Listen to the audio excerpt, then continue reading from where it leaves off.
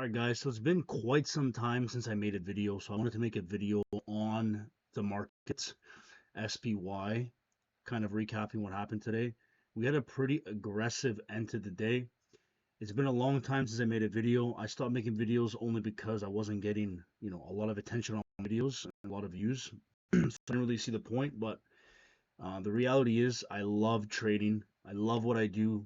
I love this. I'm gonna do this for the rest of my life, and I would love to be able to help as many people as I can along my journey. And if I can teach people and help people make money doing this, and then so be it. That would be amazing, and that would make me very happy. you know, I love what I do, and helping others at the same time would just be amazing. So I'm gonna try to make videos more consistently again, and get back into making these videos for you guys on the market, and kind of explaining, where I'm taking my trades, what I'm seeing, why I'm taking those trades, and why I'm exiting, profit, losses, that kind of stuff. And if this helps you, I would really appreciate a subscription, and I'll continue to make these videos.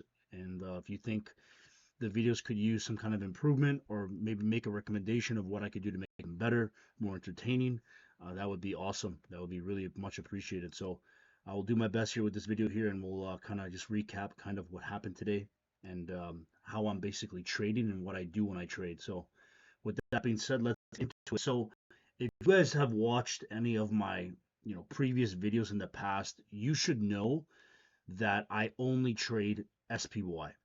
Okay, so I trade options, day trader, right? I trade options specifically, but I do also a lot of long-term investments. Now, for long-term investments, I buy shares. Okay, I buy shares, and I buy a little bit of whatever I feel is going to be beneficial for my portfolio, right? So, but when it comes to actually day trading and actually making daily investments with options, I only do SPY. Okay, the reason why for me is I actually had a mentor a long time ago that coached me, and allowed me to make day trading a full-time thing for me. He always told me that there's a lot of traders and there's a lot of people that try to trade everything. They try to be the master of all different kinds of securities and all kinds of tickers, and they try trading everything. The reality is, the problem with that, in my opinion, and I'm sure it works for many people, but for me, when you're constantly looking at something different every single day, your ability to understand and grasp how that security or how that particular ticker moves is not going to be as good as if you look at the same one and you stick with the same one every single day. I have been trading SPY for almost 3 years now. I look at SPY every single day. I trade SPY every single day. I am so familiar with how SPY moves and how SPY behaves. So when I'm taking a trade, that additional knowledge and confidence that I have with just understanding SPY so well, it gives me another level of confidence with my decision making skills, with my trades, that allows me to literally, at this point, sometimes I'll take a trade and I'll literally just go to sleep, and I'll let my trade play out while I'm asleep, or I'll place my trade and I'll just start working on other things, and I'll just let the trade run in the background. I don't stare at the charts anymore, right? So when I see a setup and I take a setup, the confidence is there. Obviously I'm going to take my losses here and there. That's part of the game, but the confidence is definitely there, just because I'm so familiar with SPY. I've been doing it for so long. It's all I do. So I do believe, and he said this to me, is like, become the master of one as opposed to the jack of all trades. And to me, that made so much sense, right? Instead of becoming good at everything, try to become amazing at one thing. Okay? Because the reality is, the stock market has a million different opportunities. Find something that you like. It does not have to be SPY. Find something that you like. Find something that is interesting to you, and just stick to that one thing, and just become a master of it. Don't trade anything else. Look at it every day. Watch it every day. Even if there's no setups that day, even if there's nothing good that day, still sit there and watch the chart, watch the market. Just learn how it behaves. Just learn and understand the movement of price with that particular security. Okay. Not only is that going to help you gain confidence and insight on how that particular security works, but what it's also going to do for you is going to allow you to practice your patience and your discipline. Very important, because with trading, you need to have a set number of rules that you need to abide by if you're going to be a trader. Okay, if you stick to those rules and you stick to that criteria of what you consider a good setup, and you only take those setups, your success will be, in my opinion, imminent. But that requires a lot of patience and a lot of discipline. For example, this week, today is now Thursday. I didn't trade anything on Monday. I placed no trades on Tuesday, and I only placed a trade on Wednesday at the end of the day.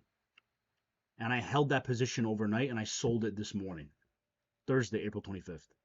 I did place another trade today, so far for the week, I've only taken 2 trades. But on Monday and Tuesday, I still sat there and watched the chart all day. Same with Tuesday, same with Wednesday, right?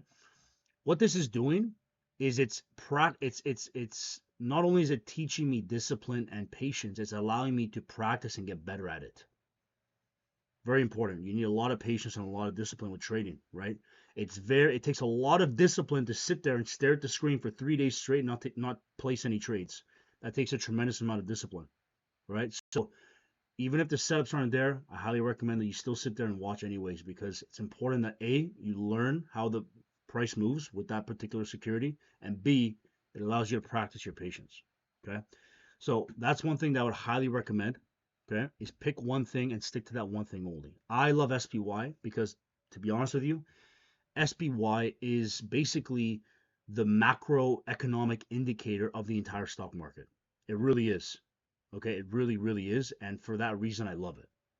Okay, it basically tells me so much about how the economy is doing and how the stock market is doing as a whole. It's a macro indicator. Okay, and for that reason, I love it. And on top of that, it's extremely liquid, extremely liquid. So as an options trader, I want to get in for the best price possible, and I want to get out for the best price possible, and I want to get in as fast as possible, and I want to get out as fast as possible. That liquidity with SPY is the best that there is. Okay, the liquidity on SPY is top notch. You're not going to get better liquidity than that. And for that reason, as an options trader, I'm not a scalper, so you will never see me taking like quick 2, 3, 4 minute scalps. That is not me. That is not my style. But for someone like that too, SPY is even that much better because you have the freedom of getting in and out of a position very quickly as well. So there's many more reasons, but that is a few. So yeah, so just pick something that you really like, pick something that you're comfortable with or you find interesting, and stick to that.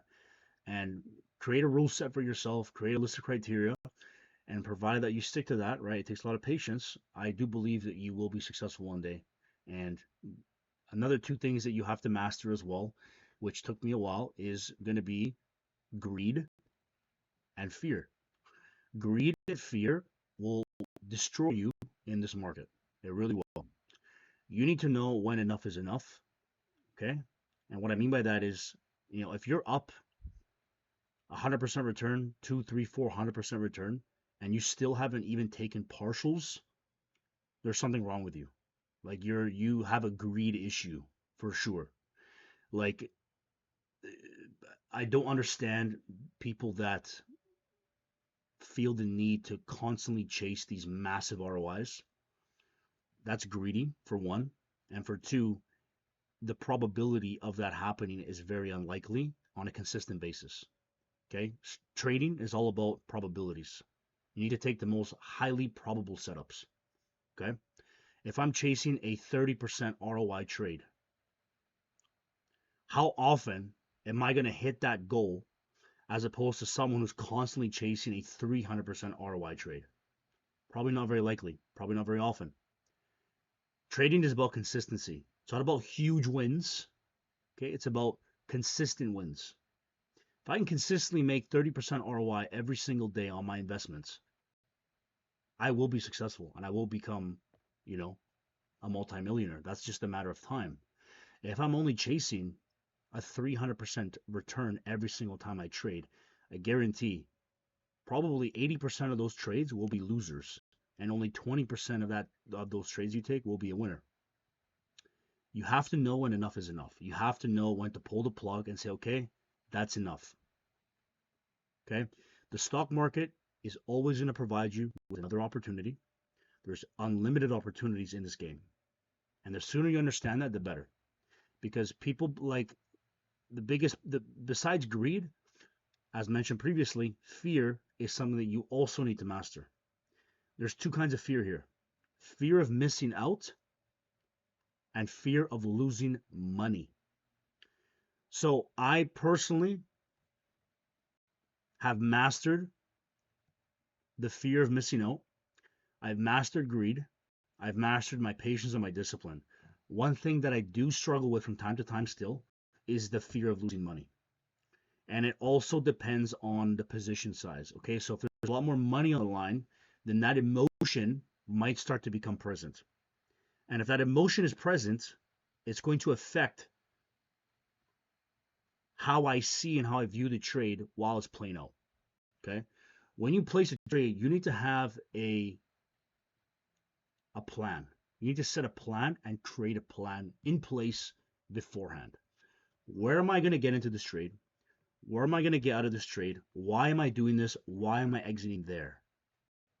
And then once the setup is ready to take, you need to execute. Execution should take less than 5 seconds. Okay, you need to be ready to execute at all times. Once that execution has taken place, you need to manage that in a way where your emotions are mitigated, because your plan is allowing you to mitigate those emotions. Okay, so if you're struggling with the fear of missing out, this is a huge problem that people have. I don't have this problem anymore. I used to have it a few years ago. Like, I want to say 4 or 5 years ago, I used to have that problem for sure. When people start seeing the market, perfect example, okay, Bitcoin, Ethereum. What has happened recently? Ethereum and Bitcoin have, like, not too long ago, where Ethereum was like $1,000, $1,200, and I was telling everybody, buy some Ethereum, it's cheap. Nobody wants to buy it. Nobody wants to buy it. As soon as the price starts going up, as soon as the price starts skyrocketing, what do people do? They start buying. They start buying. They start buying. They don't buy when it's cheap. They buy when it's going up in price. Why? Because they're afraid of missing out. They see all these other people buying. They see all these other people hopping in, and they see the price going up. Oh, I don't want to miss out. I got to get in. Stupid, terrible, horrible mindset.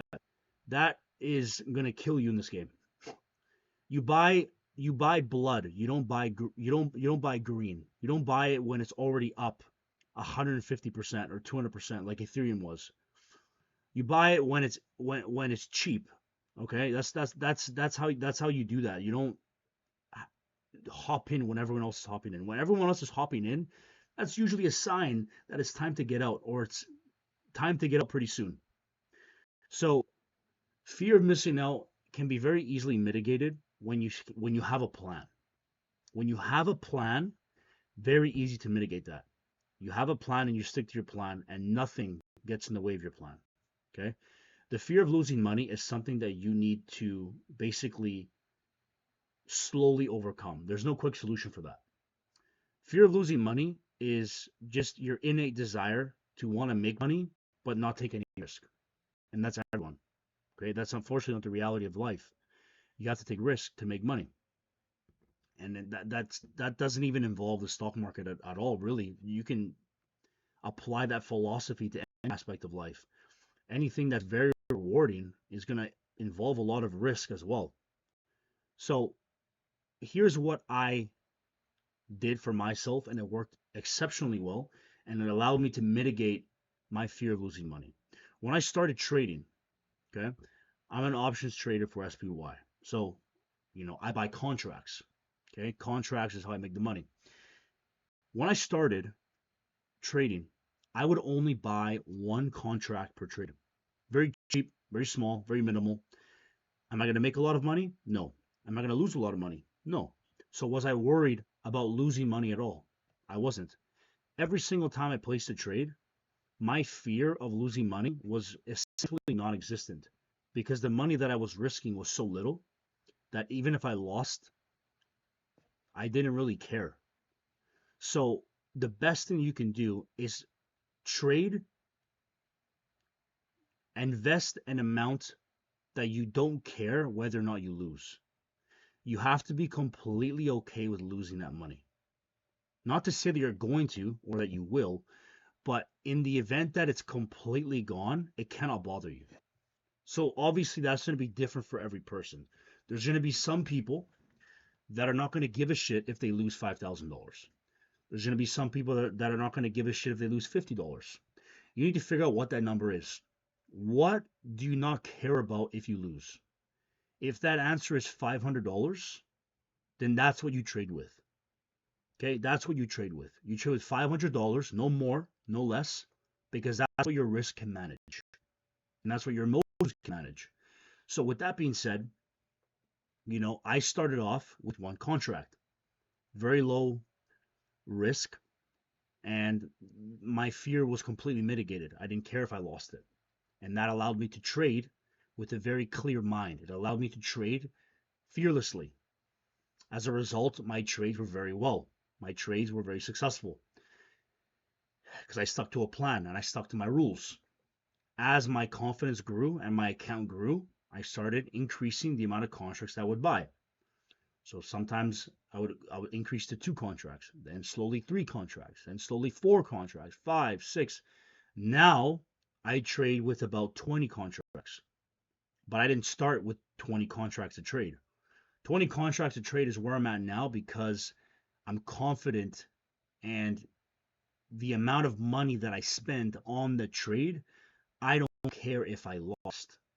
And that's the same mentality that I had when I was only trading with 1 contract. So for me, that has worked amazing.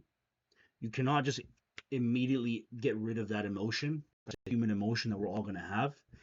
And what you have to do to mitigate that is you got to slowly work your way up, and you got to slowly build your confidence. And that's how you're going to, allow yourself to mitigate that emotion. Once you can mitigate that emotion, trading becomes so much simpler because it's not stressful at all anymore. It's really not, because you have a plan, you stick to your plan. Even if you lose money, so be it. You're comfortable with losing that money anyways. It's not going to affect you. And if you lost it, so what? You move on to the next trade. You move on to the next setup and you look for the next setup, right? Trading is all about emotional management. It really is. Finding a strategy, mastering a strategy, and picking a strategy that works for you and that you like is not the hardest part. It's actually the emotional regulation that you're going to have to deal with this game. That is pretty difficult. Well, I would say brutal for most people, because most people have such a problem with the fear of missing out. I can't, like, this crypto bull run that we're about to have, or that we've been in, is just mind blowing to see how many people are so afraid of missing out. And it's crazy how people's psychology is, because nobody wanted to buy Ethereum and Bitcoin when it was cheap, when it was $1,000. I think at one point Ethereum was like $800 or $900, and I told people to buy it, and they're like, "Oh no, it's gonna go down more. Oh no, Bitcoin is finished. It's done." You can only help people as much as you can. Some people are just very stubborn. Some people are just never going to listen, and some people have their own way of doing things, and that's okay. You can't help anyone, but as long as you can help yourself, that's all that matters. Because if you can help yourself, then you'll be able to take care of the people that you love and that you care about and that care about you. And those people are the most important people in your life, anyways. So I would love to be able to help you guys out with trading. And if you guys think that I can improve these videos, or you think I can make any adjustments to improve the quality, or per se maybe the entertainment aspect of it, please give me some recommendations and I will definitely consider those. But I want to just recap the day here on SPY quickly, kind of going over what happened. So what you're looking at right now is SPY on the 4-hour time frame on the extended trading hour chart. So the extended trading hour chart allows me to see what is happening post-market and pre-market, which is actually very beneficial because it allows me to see where price is either supporting or getting resisted at during the pre-market at open or at the post-market as well, like for example today. So for today, for example, we had a tremendous amount of volume post-market, okay, a ridiculous amount. This is because Google earnings and review got released today at post-market, and as well as Microsoft, and this caused SPY to pump dramatically as well as QQQ. So I actually bought into calls right at around 12:55 p.m. today, Pacific Standard Time. And as soon as this candle closed at 1 o'clock, this candle opened up at 1 o'clock, the new one, and it just flew up like a rocket. So this rocketed me into profit extremely quickly. And to tell you the truth, I was not expecting this aggressive of a pump. Obviously, it went in my favor, which is fantastic. But this was my setup, and I'll explain to you kind of what I saw here and why I took that play. But the volume that we had post market was mainly due to Google and Microsoft earnings, and it came out very positive, which is why SPY and QQQ went up so quickly, so aggressively. So let's kind of just break down why I took this trade. So I'm going to open up a couple different things. Okay, so I'm going to open up ES. So by the way, when I'm trading SPY, I have multiple screens open at the same time. So for example, when I'm trading SPY, I'm looking at ES, okay, on the 6-hour time frame and on the daily time frame. I'm looking at SPY on two different screens. So I'm looking at SPY on the 1-hour time frame on one screen, and I'm looking at SPY on the 4-hour extended trading hour chart on another screen. And I also take a look at SPX as well once in a while. So I have 3 different screens open simultaneously, plus I have my trading screen as well. So I have 4 screens, allowing me to basically look at everything that I need to see at the same time.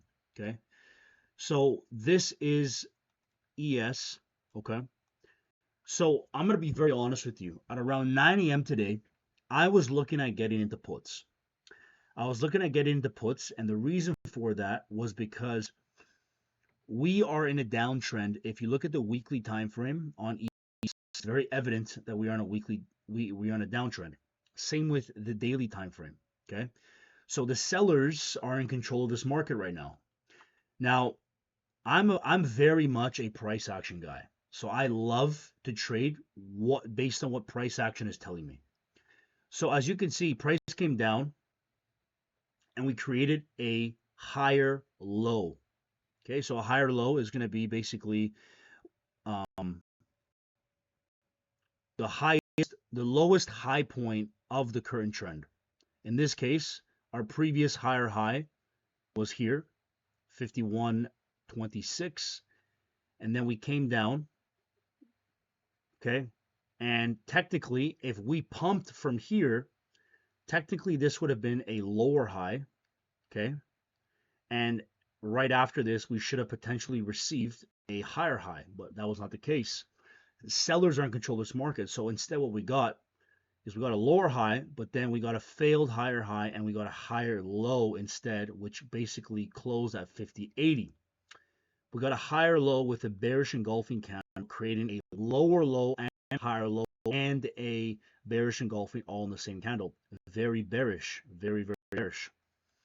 So 9 out of 10 times I would get into this trade right away. The reason why I didn't get into the trade right away is because I'm looking at multiple different time frames at the same time, and I want to look for confluency between all these time frames. I want to make sure that everything is telling me the same thing. So if you go down to the day, let's see, okay, so right around 9 a.m., okay, if you look at the 15-minute time frame, the 15-minute time frame on ES and SPY was in an uptrend all morning, all day. So by uptrend, I mean we got a higher high, lower high, higher high, lower high, higher high, lower high again, higher high right here, lower high here, higher high here, lower high here, and then boom, higher high. So very strong uptrend on the 15-minute time frame. So right around 9 a.m., I was looking for a trend break. So this candle here at 8:45, this candle closed at 9 a.m. So this is the following candle. Okay. At this moment, I didn't see any of this stuff up here. Okay. All I had was this candle right here, and that's it. So right at 9 a.m., we saw that the 6-hour time frame was very bearish, but the 15-minute time frame is in a very strong and dominant uptrend. Right before the candle closed at 9 a.m., we had a lower high followed by a higher high and a bullish engulfing. This suggests a move higher. So what I wanted to see before I made my decision to get into puts is I wanted to see a break of structure on the 15-minute time frame. I wanted to see us go into a downtrend on the 15-minute time frame. I wanted to see us create, instead of consistent higher highs and lower highs, I wanted us to see a higher low followed by a lower low. That would signify a trend break. And at that point, I'd be like, okay, the uptrend is now over and the sellers are back in control. But as you can see, this never happened. So I sat there patiently waiting for 3 hours for a potential trend break, and it never happened. Never happened. So I never took those puts because it literally never happened. On top of that, the 1 hour time frame for SPY, because I also look at that, SPY on the 1 hour time frame, okay, it came down, made a huge lower low, but it never once made a higher low. Not once until the very end of the day, it decided to make a higher low. But all morning, it didn't make a higher low. It just kept pushing. Okay, that doesn't tell me that sellers are back in control. It doesn't tell me any of that information. So for that reason, that was a big reason for me not getting into that trade. That would have been that was a very good bear trap for a lot of people, but obviously with patience that could have easily been mitigated. And obviously I sat there, waited for 3 hours, 4 hours almost, and nothing happened, so I didn't take it. So another thing too is this is what I want to see. So this is SPY now on the 4-hour time frame, extended trading hour chart. Look at this. This structure is identical to the structure on the 6-hour time frame for ES. Right here at 9 a.m., we got a trend break. We got a higher low and a lower low and a bearish engulfing with the 4-hour time frame. This showed a lot of confluence with both the 4-hour and the 6-hour time frames on both ES and SPY, showing me that, okay, more than likely we're going to have a sell-off. Now, on top of that, okay, another big thing that I was looking for, okay, and this is another reason why I did not just jump into the trade right away, was because the daily time frame tells me a lot about what's going to happen. So prior to all of this, okay, when I was making my decision to get into puts around 9 a.m., this daily candle was a doji. It was a red doji candle, okay? So if you don't know what a doji candle is a candle with very long wicks on both sides and a tiny, tiny little body, okay? That didn't look good because realistically, if price decided to pump any further, that red doji candle would have turned green. And if that candle turned green and closed green, well, that means that, okay, instead of continuation to the downside, what that means is that, okay, now we have a higher low on the daily, and a higher low on the daily is very bullish, considering that we've been in a huge downtrend on the daily for quite some time. So this would be the first time that we've neglected and broken the trend structure since this sell-off happened. And that is very bullish. That signifies a trend break on the daily, signifying a pump and a move higher. So I really wanted to see whether or not the candle would be able to hold itself red or if it would turn green. And sure enough, it turned green. So as soon as that daily candle turned green, I was not considering puts whatsoever. It looked terrible at that point because, as mentioned, that gives us a lower high on the daily.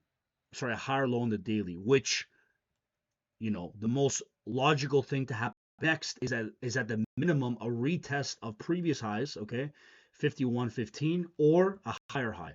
So obviously, by the end of the day today, we finished off with a huge higher high, bullish engulfing, and a higher low, all in the same candle. Very, very bullish. So I am currently in calls. I'm currently in my position. I'm already up like 50 points. I bought right before the market closed, and then with earnings on Google and MSFT, it just blew me into profit, and it pumped I think like $4 or $5 on SPY post market, which is like 40, 50 points on the futures. So I'm already up a lot in profit, but my target for this position is probably going to be 51.54 or 51.96. We will have to wait and see. So, guys, what this can teach you here is that in order to make good trading decisions and in order to make decisions that are going to result in, you know, as little losses as possible, is a lot of patience, a lot of patience. If I wasn't patient today and I wasn't disciplined today, I would have taken a huge loss, huge loss. But because of the discipline and the patience that I have, I was able to mitigate that loss, not take it, and actually take a profitable winning trade. So this was a much longer video, but I hope you were able to get something out of this video, and I hope you were able to learn something from this video. And I appreciate everyone who watches these videos and watches them all. It helps me out a lot, obviously, and it gives me, motivation and confidence to continue making them. If you guys would like me to continue making these videos, I would appreciate, um, I guess some recommendations of maybe what I could do better. But I hope this video helps out. I will try to do them more often. And if I can help you guys make some money, then amazing. We can all make money together. So I hope that helps, and we'll see you guys soon.